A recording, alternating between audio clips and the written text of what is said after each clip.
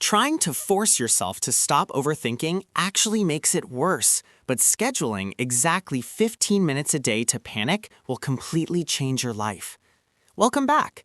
If you are anything like the millions of people trapped in their own minds, you have probably been told to just let it go, to stop worrying, or to simply think positive.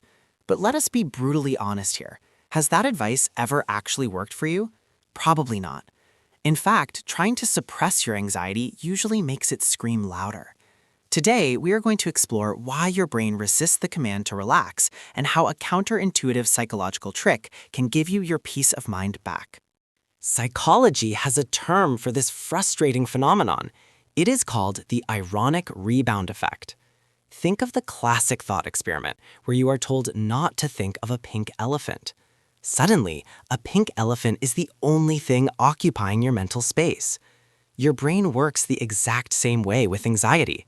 When you tell your brain that a certain anxious thought is forbidden or dangerous, you are actually assigning it massive importance. Your subconscious mind goes on high alert, constantly checking to see if you are thinking the forbidden thought, which, ironically, guarantees that you are always thinking about it.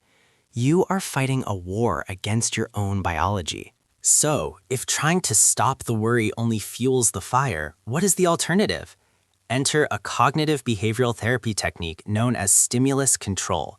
Instead of treating your anxiety like an unwanted intruder that you must fight off at all hours of the day, you are going to treat it like a demanding client. You are going to give it an appointment. By compartmentalizing your worry into a specific, dedicated time slot each day, you flip the script. You are no longer the helpless victim of random panic attacks. You become the executive director of your own attention. Here is how you implement this ultimate overthinking cure. First, you need to pick your worry time. Choose a specific 15 to 30-minute window during your day. Maybe it is at 4 o'clock in the afternoon, or perhaps right after your lunch break. The exact time does not matter as much as consistency does. The only rule is to avoid doing this right before bed, as we do not want to invite intense brain activity when you are trying to sleep. During this scheduled period, you have full permission to worry, panic, and overthink as intensely as you possibly can. Let all the darkest scenarios play out. But what happens when anxiety strikes outside of your scheduled worry time? This is where the magic of stimulus control truly shines. When an anxious thought pops into your head at 10 in the morning, you acknowledge it, but you do not engage with it. You simply tell yourself that this is a valid concern, but right now is not the time to deal with it. You jot it down in a notebook or your phone, and you promise your brain that you will give it your full attention during your scheduled slot.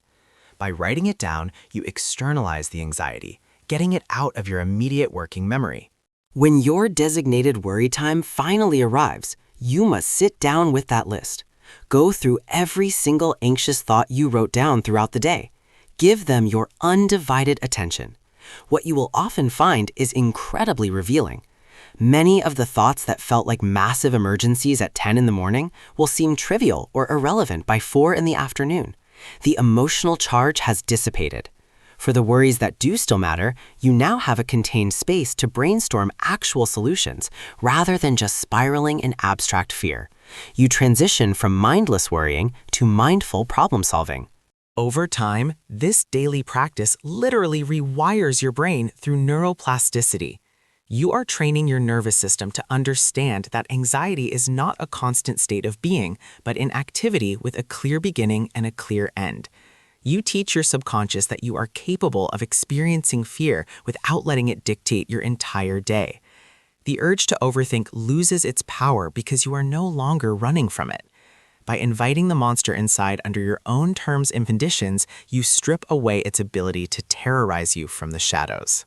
Scheduling your anxiety might sound completely absurd at first, but it is deeply rooted in the psychology of human behavior.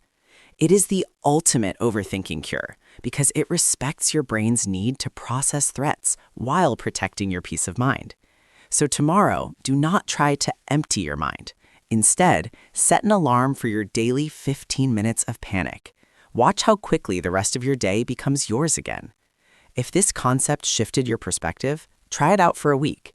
Your mind is a powerful tool. It is time you start deciding when to use it.